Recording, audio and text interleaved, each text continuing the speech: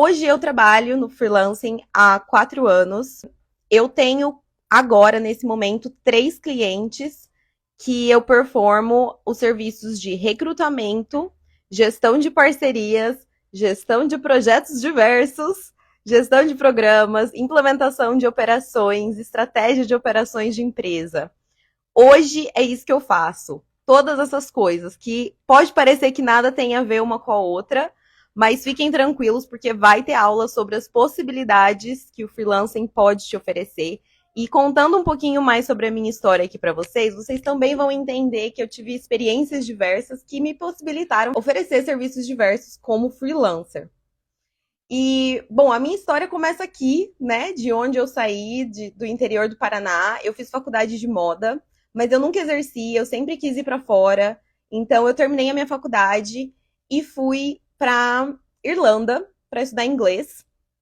E eu trabalhei em diversos trabalhos de imigrante, limpando casa, restaurantes, como garçonete, etc. Até que eu fui, assim, movendo, né, consegui trabalho em loja.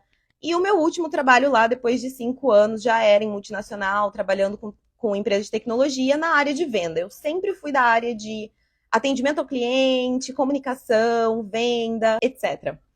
Então, o que aconteceu nessa trajetória, né? Nesse meu último ano na Irlanda, eu fiz uma viagem para a Tailândia. E naquela época eu já estava um pouco insatisfeita do fato que eu já estava morando fora há um bom tempo e eu não tinha liberdade de ficar com a minha família o tempo que eu necessitasse. Por exemplo, se a minha família precisasse de mim por um tempo maior, né? Tá aqui no Brasil não era uma possibilidade, eu teria que largar meu trabalho, literalmente, né?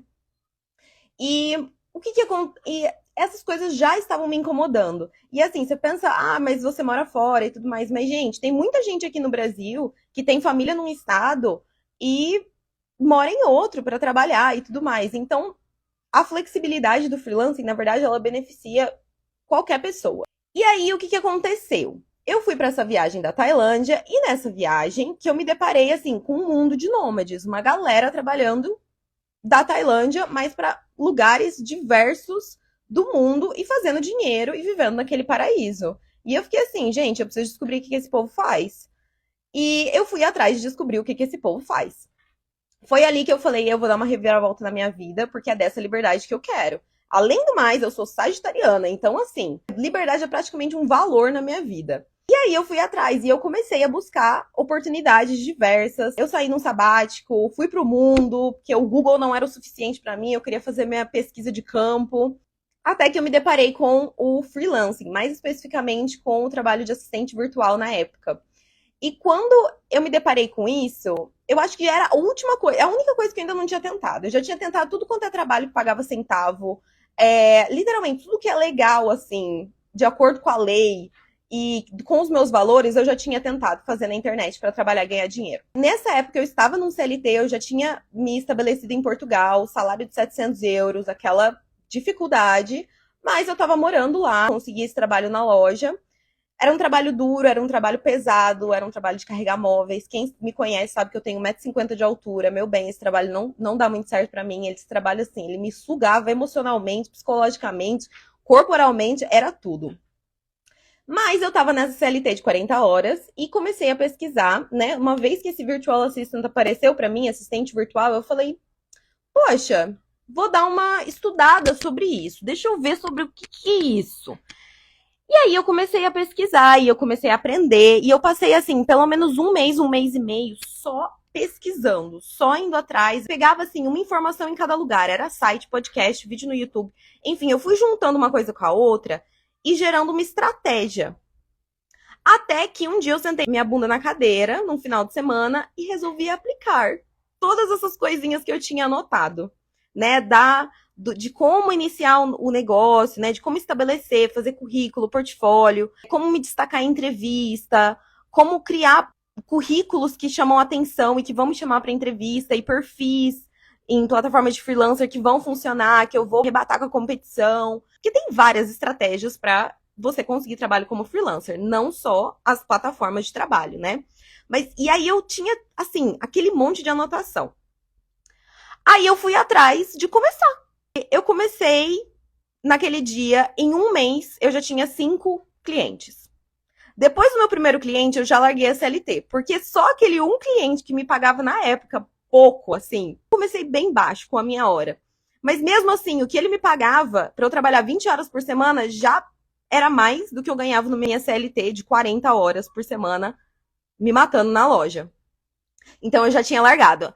E nisso eu apliquei, foi muito incrível assim, porque eu apliquei várias estratégias diferentes. Eu apliquei tudo que eu tinha escrito e aí eu fechei todos os meus clientes. Veio até cliente de recomendação com um mês de trabalho.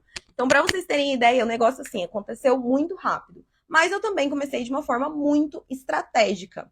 Quem já está aqui há algum tempo sabe que eu moro em Portugal e que hoje o freelancing ele realmente me permitiu viver a vida que eu ganhava naquele momento e realmente foi a última coisa que eu considerei assim, porque a gente vem de um mindset, de uma cabeça de que o freelancing é algo que não te dá estabilidade e tudo mais. E ainda nesse assunto, né, por que eu comecei a fazer os vídeos aqui? Porque eu já estava com muita estabilidade. E eu, sagitariana, precisava de um negócio novo na minha vida. Não só novo, uma missão nova. Porque eu tinha realmente uma missão de querer ajudar empresas menores a conseguir crescer, né? Eu já trabalhei em empresa grande, você não é ninguém em empresa grande. E eu falei, nossa, eu consegui impactar pessoas fazendo esse trabalho. E aí, como eu já estava bem estabilizada, com os meus clientes fixos, com o meu trabalho fixo e as horas já eram praticamente assim, eu já tinha uma rotina muito estabelecida. Eu falei, eu preciso de um desafio novo. O que eu faço agora? E muita gente já me perguntava o que eu fazia, como é que eu fazia, enfim. E eu tentava ensinar as pessoas, e eu tentava falar para as pessoas.